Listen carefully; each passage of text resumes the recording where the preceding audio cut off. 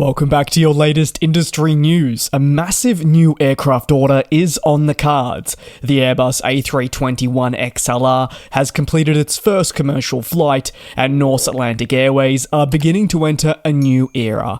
Why not begin with that prospective aircraft order, with Riyadh Air returning to the channel? This upcoming Saudi Arabian-based company is looking to finalise a major deal for new wide-body planes as early as 2025.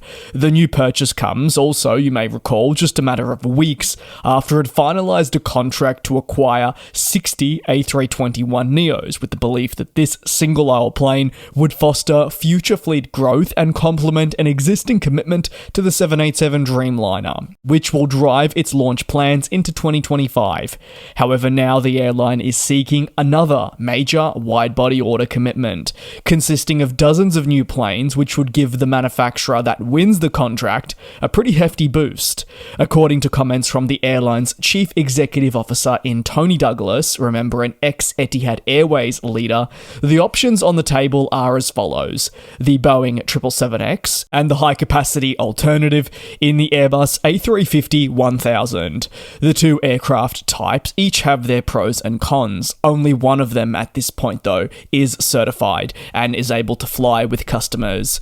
While deals will play a big role, availability will too, as will delivery slots for Riyadh Air as it plans future growth and just when it would want these larger wide bodies over the 787s to be delivered. Despite having never operated a commercial flight, which to this day seems quite funny when you consider just how much of a hot topic Riyadh Air has been in the last couple of years, arguably more so than established companies, it is clear that their ambitions are out. It is clear that they're very ambitious. They've made it clear that they want to fly hundreds upon hundreds of aircraft to all corners of the globe.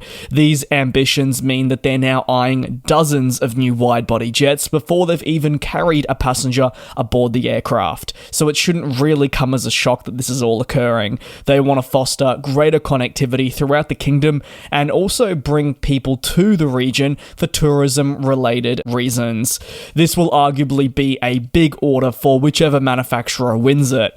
However, if the 777X is secured at Boeing, it would be a major commitment that would boost the backlog for an aircraft that has already enjoyed a lot of great success in the Middle East, that has maybe been undermined by an incredibly tiresome last few years with regards to obtaining approval. Ultimately, in the Middle East, we've seen Emirates, Qatar, and Etihad, the big three in this part of the world, all commit to the 777X for future fleet growth and renewal efforts.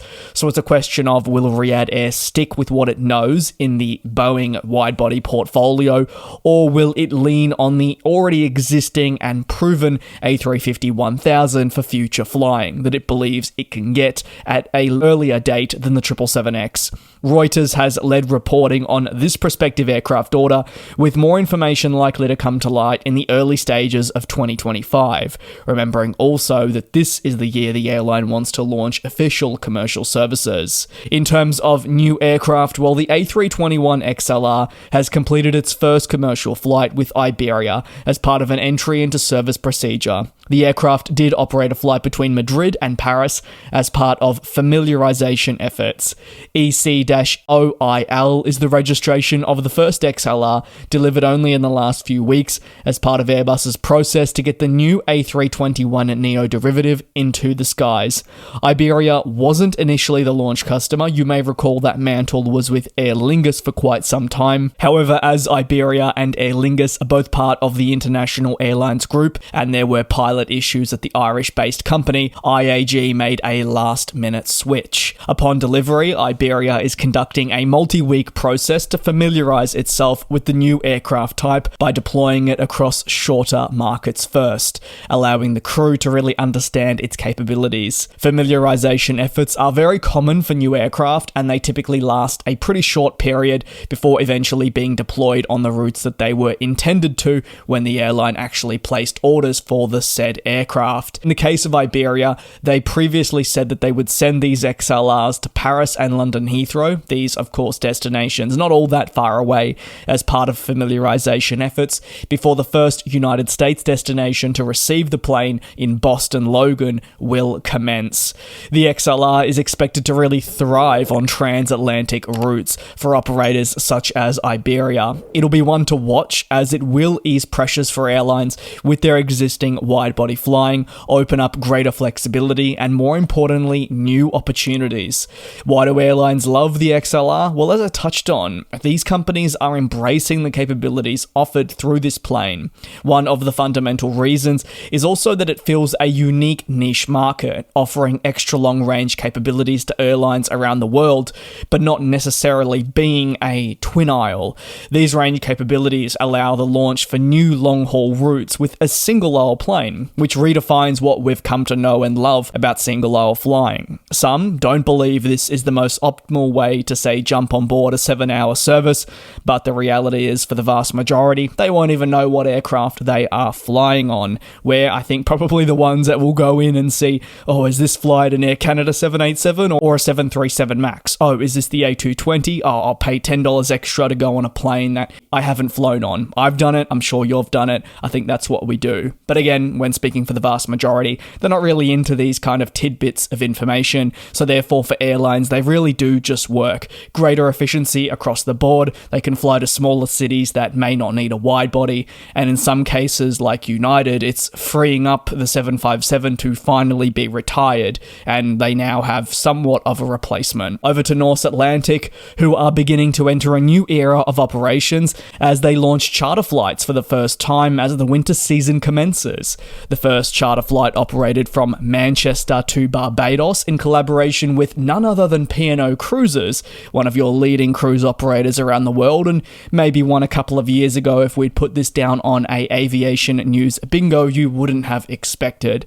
But it all aligns with what North Atlantic Airways has been doing in the last couple of years. They know that their summer months are incredibly fundamental to their year-round success, and in fact in the last few months they've reported record-breaking numbers.